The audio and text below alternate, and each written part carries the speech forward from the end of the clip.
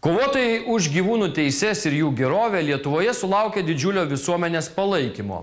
Ir tai nėra vien žodžiai ar nieko nereiškiantys statistiniai duomenys. Šį kartą realus įvykis atvedęs pas savanorystės idėją deklaruojančius gyvūnų globėjus, kurie taip ir liko abejingi spengiančiame 20 laipsnių šaltyje paliktų mažų šunyčių likimui.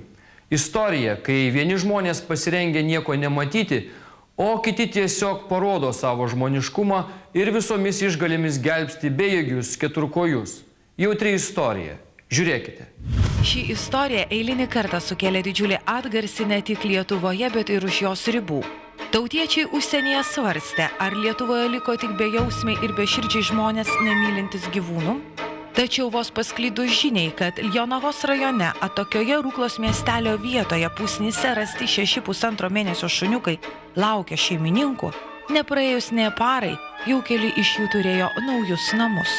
Tik iš vienintelės gyvūnų globos įstaigos sulaukė pagalbos. Į klausimą, ar dažnai nepavyksta išspręsti panašių problemų, gyvūnų globos savanoriai tvirtino, kad tų būdų visuomet ieško. Vadinasi, kas ieško, tas randa. Apie patį finansavimą. Šiaip Penktako yra finansuojama tik tai juridinių asmenų parama, tai yra įmonių, fizinių asmenų parama visų žmonių ir mūsų pačių. Taip pat reikėtų paminėti, kad daugiausiai šiaip prie visos veiklos finansavimo prisideda pavieniai žmonės.